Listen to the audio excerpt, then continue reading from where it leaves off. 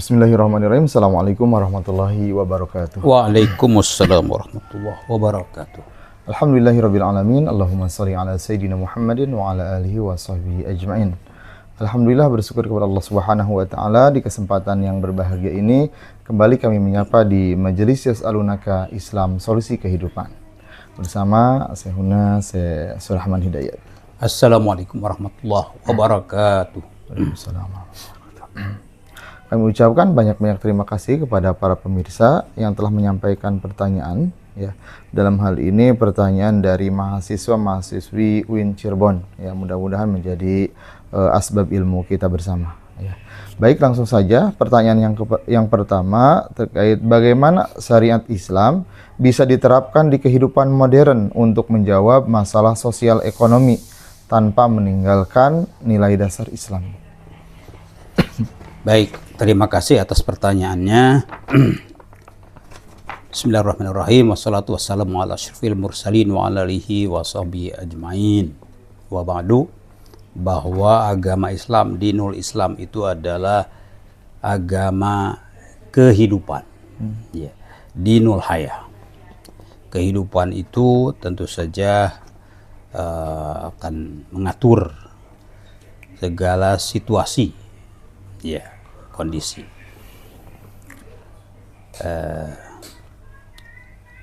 Situasi yang menyenangkan, situasi yang menyusahkan, menyulitkan, itu adalah dijawab oleh Islam ini melalui akidahnya dan melalui syariahnya dan akhlaknya. Akidah Islam itu adalah akidah tauhid. Salah satu aliran teologi Islam menegaskan tauhid itu adalah prinsip keadilan. Prinsip keadilan, ya kan.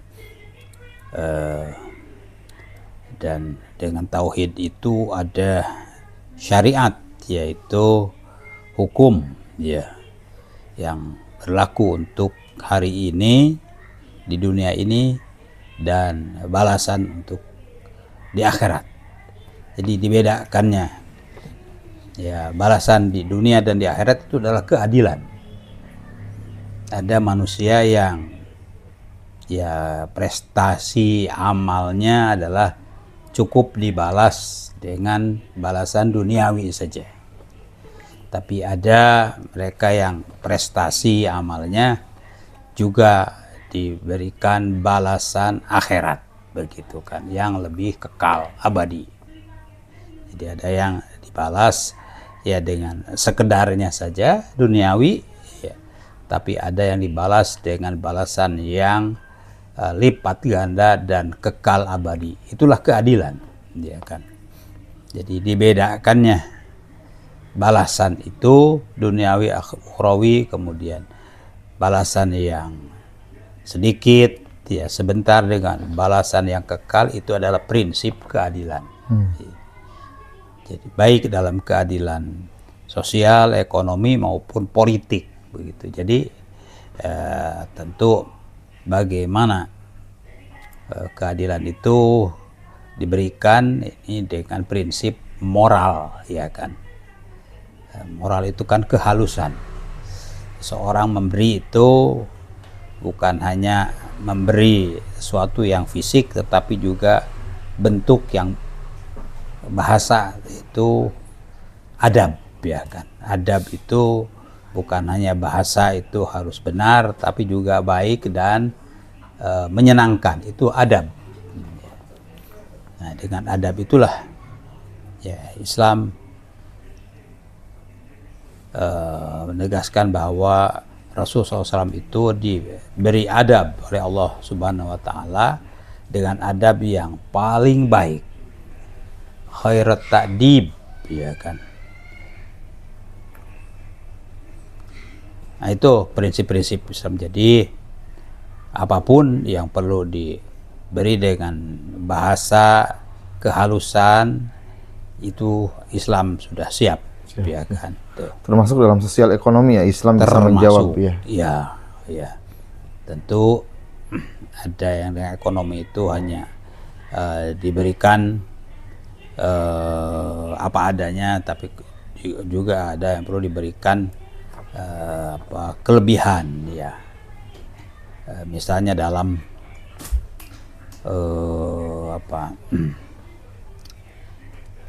pinjaman, ada diberikan apa adanya ya.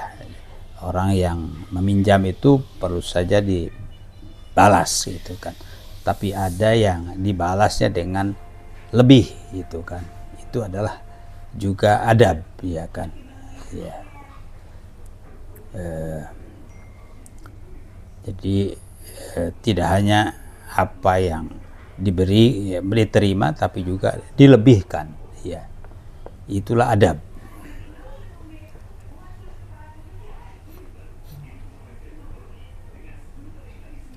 Jadi dengan prinsip akidah, prinsip syariah, dan prinsip adab itu ya akan menjawab apa ya kebutuhan dan situasi manusia. Ya, itu kan. Baik, terima kasih atas penjelasannya. Lanjut saja ke pertanyaan berikutnya.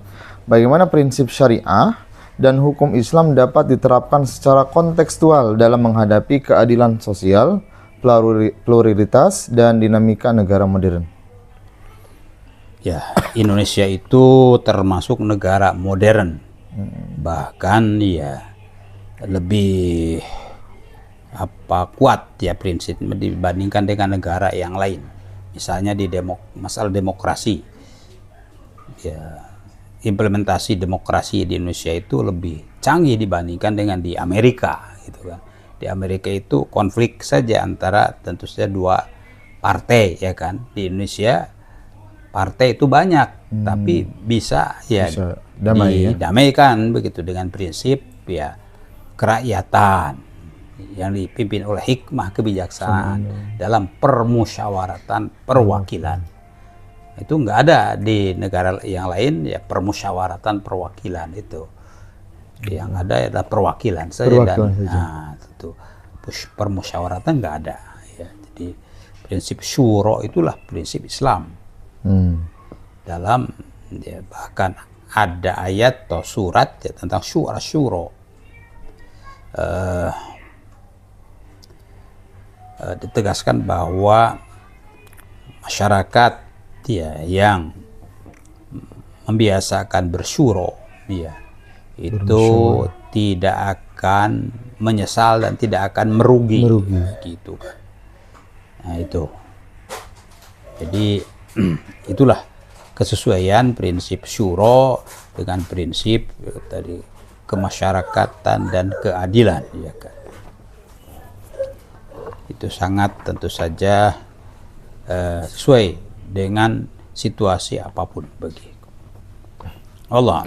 Baik, terima kasih atas penjelasannya. Pertanyaan ketiga, bagaimana hukum Islam tetap menjaga keadilan, yaitu maqasidus syariah, di tengah perubahan sosial, ekonomi, dan politik tanpa terjebak formalitas? Ya, keadilan itu kan orang memberi dan mendapatkan apa yang dia berikan. Ya, itu dalam Islam itu orang memberi dan lalu mendapatkan apa yang dia berikan dan lebih, waziyadah, ya kan. Ya. Ziyadah itu adalah kasih sayang, ar-rahmah. Ya kan. Jadi bukan hanya adalah orang itu berprestasi lalu mendapatkan apa yang dia berikan, tapi plus rahmah ya kan. Dan ar-rahmah ini bagian daripada prinsip ya keadilan. Mereka yang memberikan sifat rahmah ya tanpa ya plus keimanan, yaitu sifatnya material, sosial saja. Itulah sifat Allah yang Ar-Rahman, Ar-Rahmaniyah. Kan Allah itu maha pengasih kepada semua manusia. Ya, manusia siapapun, agamanya apapun, kan begitu. Tetapi kalau manusia yang punya prestasi yaitu spiritual, maka diberikannya adalah ar-rahim, ar-rahimiyah. Maka nabil mu'minina rahima. Dengan iman itu Allah memberikan kasih sayang yang lebih. Ya. Dan itu kasih sayang plus di dunia dan tentu saja kasih sayang di akhirat secara khusus. Itu dengan adanya rahimiyah, al-iman, gitu kan. Itu adalah keadilan. Ya. Baik, terima kasih atas penjelasannya. Pertanyaan keempat, bagaimana prinsip syariah dapat menjadi solusi nyata bagi masalah sosial modern seperti ketimpangan ekonomi dan krisis moral?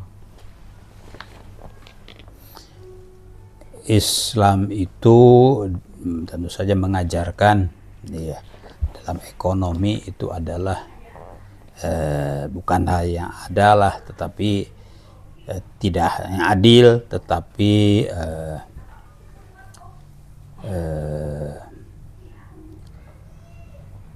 mendapatkan ketenangan dan kenyamanan ekonomi, ya.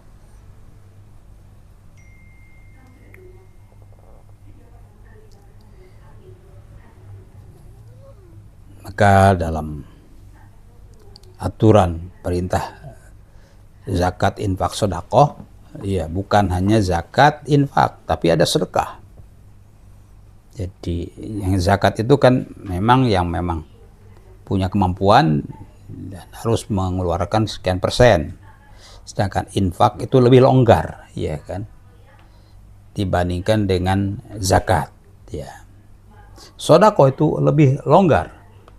Mereka yang tidak mampu di bawah garis kemiskinan itu bagian sedekah dapatnya, ya kan. Jadi sedekah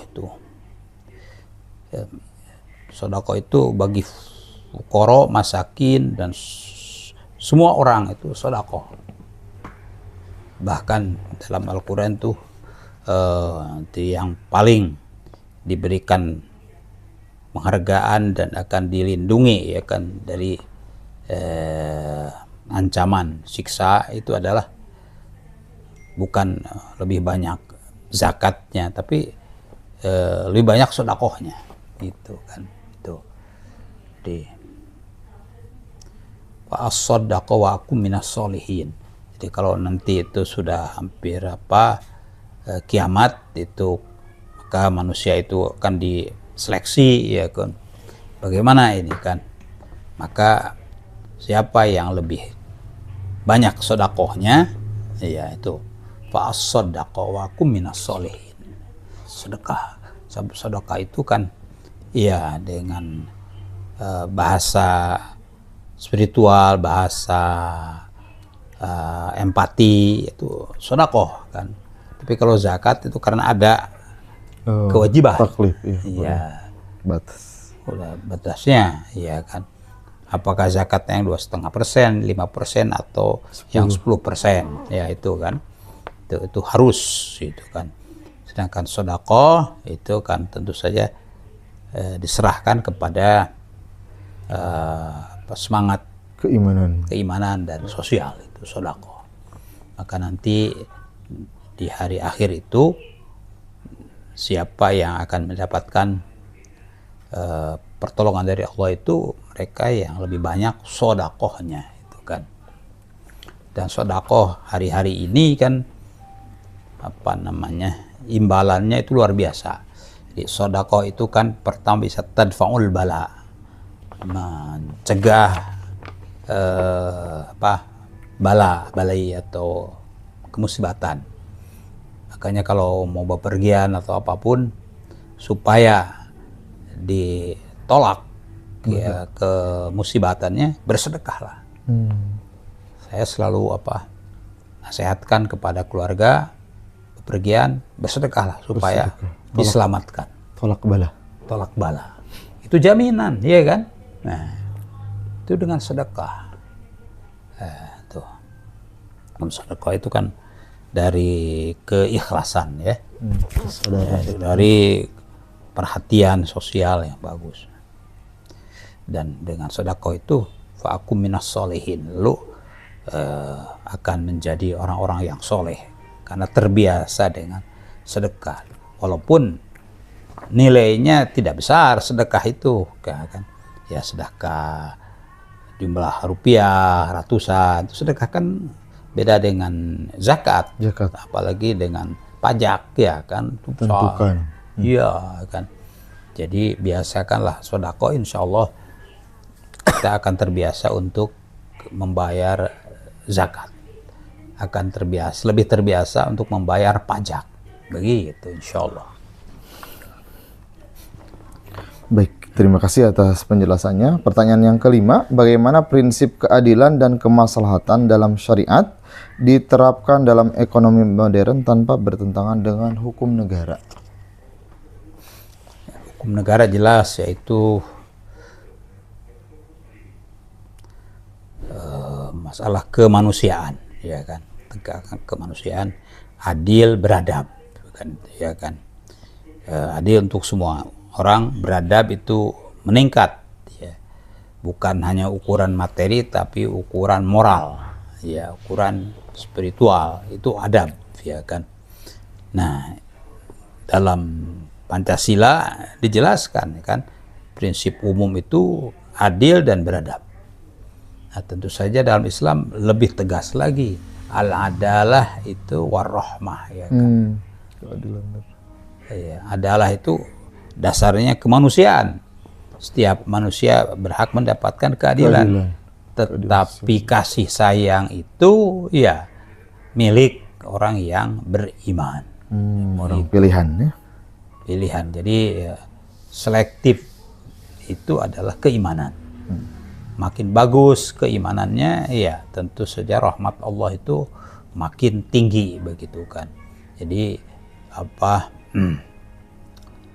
Makanya wasari'u, harus musaroah, untuk berlomba untuk mendapatkan maghfirah, ampunan Allah, dan untuk mendapatkan kasih sayang Allah, ya kan. Nah, itulah. Di perlombaan itu bukan hanya ya menunaikan kewajiban, yaitu minimal sekali kalau kan menunaikan anjuran, ya kasih sayang, ya kan. Itulah perlombaan. Makanya wasari'u ila maghfirah, ya kan, berlombalah untuk mendapatkan ampunan Allah Subhanahu wa rahmah dan kasih sayang Allah Subhanahu wa taala. Itu dalam Islam itu masya Allah. Jadi berkompetisi itu bukan hanya menunaikan kewajiban, sebab kau tidak ditunaikan kan diancam oleh hukum negara, ya kan. Nah, itu pajak misalnya, atau hal-hal lain yang memang ada regulasinya, itu diancam. Tapi di atas itu atau sebelum itu ada tentu saja prestasi, ya. Prestasi sosial dan moral, ya, yaitu prestasi kemaslahatan, ya, prestasi syariah dan prestasi khuluqiyah, ya, etika.